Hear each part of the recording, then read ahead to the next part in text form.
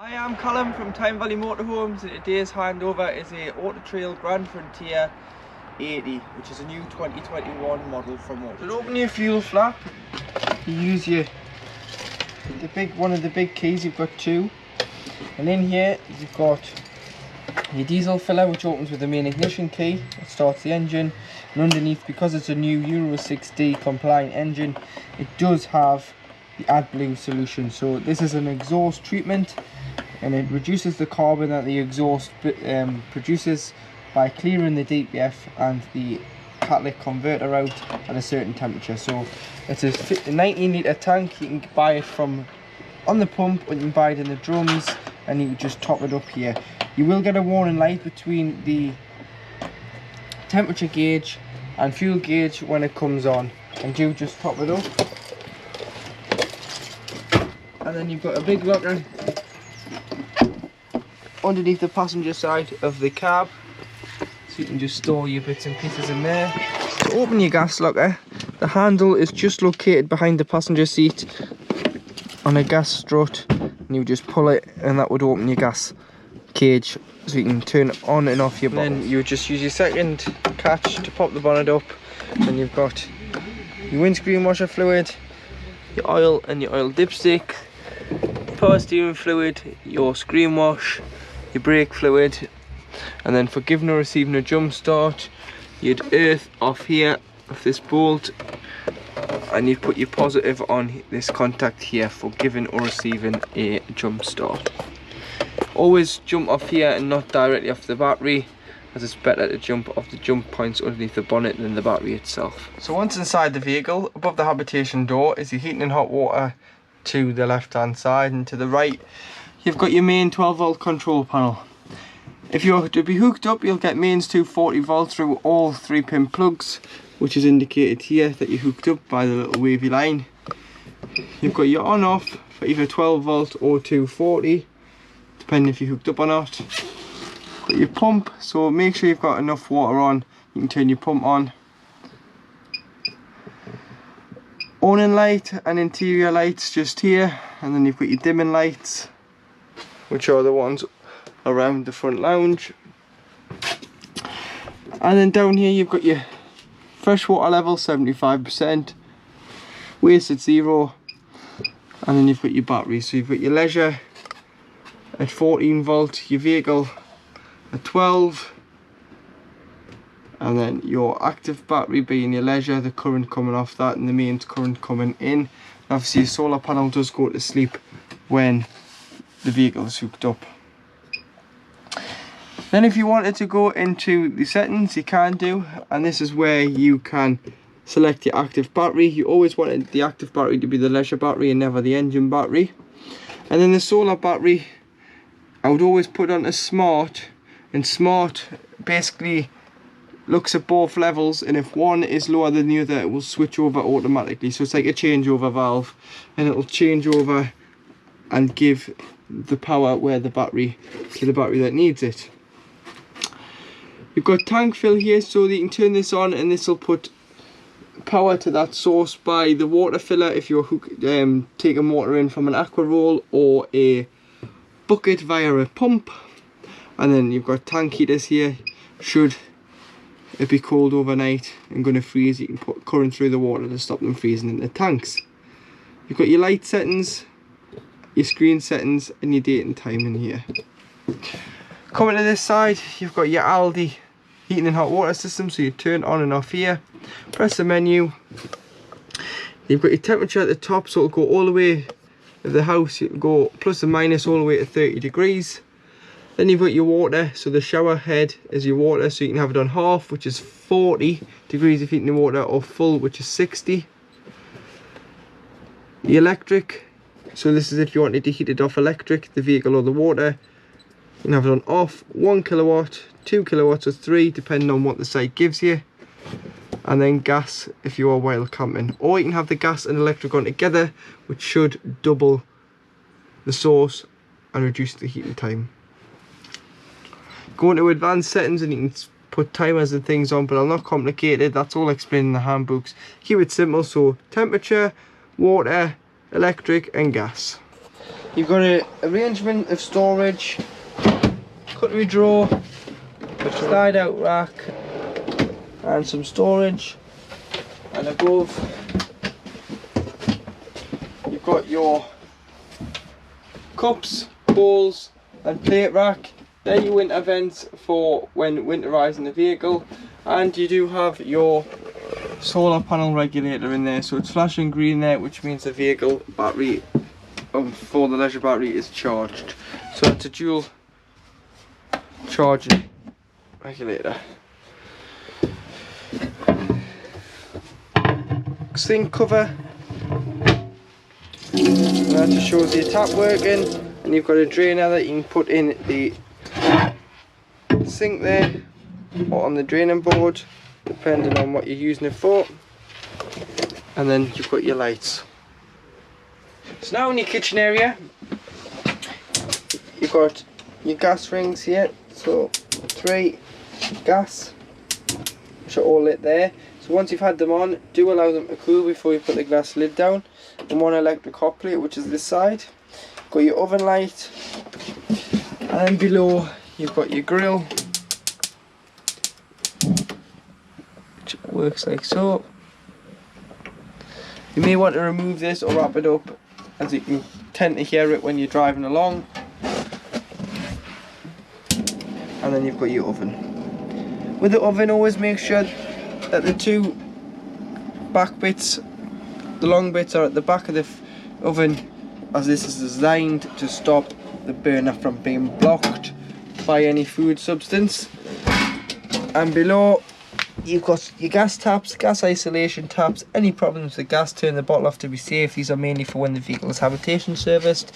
And on this side you have got your plug, which is for your electric hot plate should you ever need to isolate it. Across from the fridge you've got your kitchen area. So you've got an electric hot plate on 240, which is the back one. So do make sure that you haven't knocked this and then you hook the vehicle up and you forget about it, because it will smash the glass, as heat will smash glass. So do just make sure, because there's nothing that indicates that's on. You've got 1 gas ring there, 2 gas rings and a 3rd one at the back, which are all lit there on gas. And then below you've got your grill. So you may just want to take your grill pan out when travelling, or wrap it up in a tea towel. And the same with the oven shelf, but always make sure the oven shelf goes back in with the lugs at the back, as it's designed to stop the burner of the jet for the oven being blocked.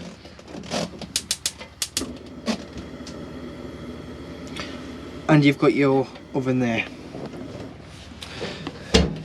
Underneath is where you'll find a bit of storage, but you'll also find the plug for your electric hot plate and your gas taps, which are mainly for when the vehicle is habitation serviced yearly. Any problems with gas, you can turn the bottle off to be safe, but you can isolate each appliance there as well. Above your fridge you've got a household microwave, so you've got to be hooked up for that to work. So you've got a Russell Hobbs 800 watt microwave.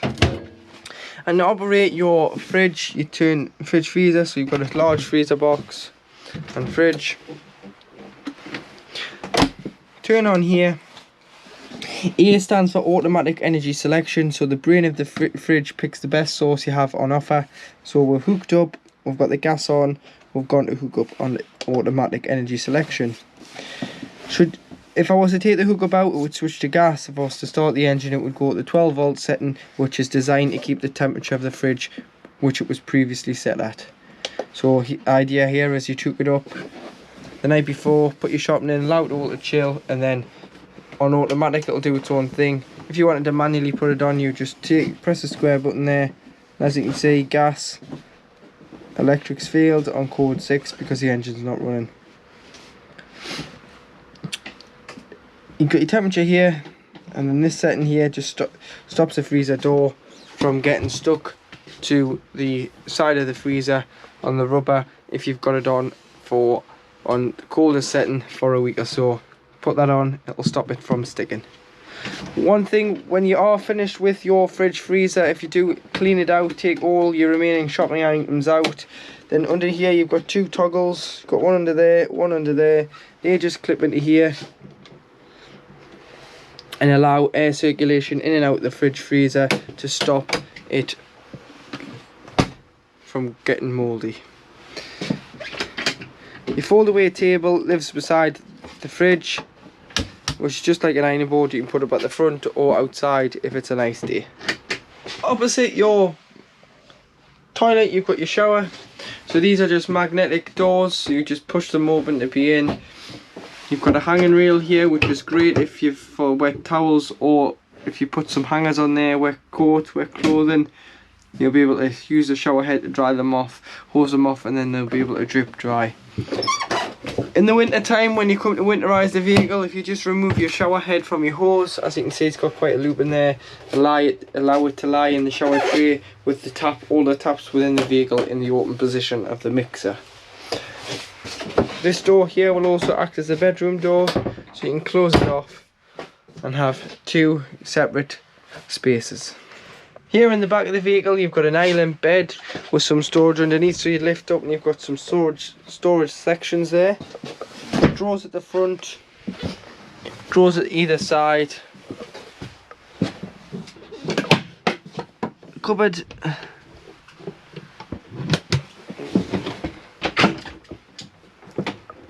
Storage wardrobes on both sides. This is where your Aldi expansion tank liquid lives.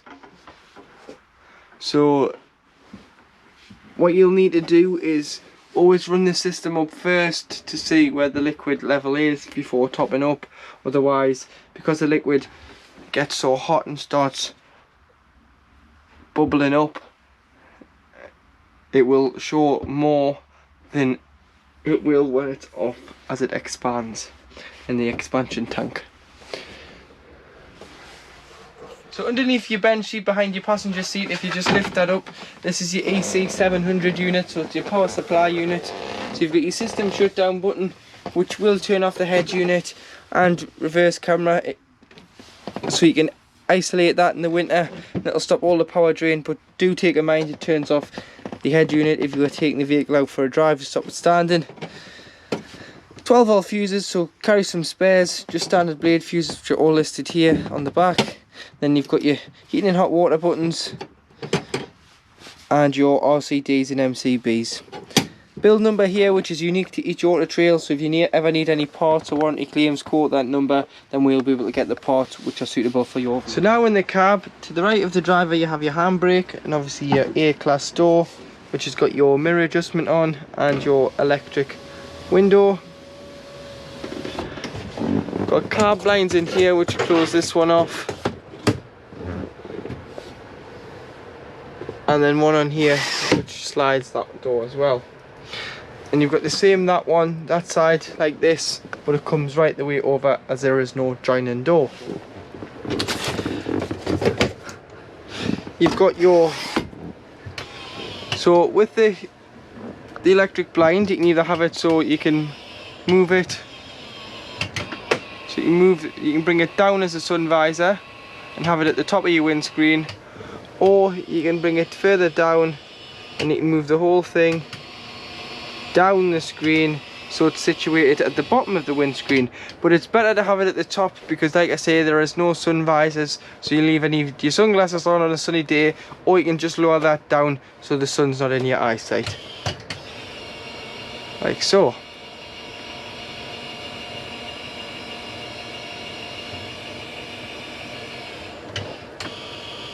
And then that just stores away with the buttons. So you've got two buttons, obviously one to bring the blind up and down, and one to move the actual frame up and down the windscreen.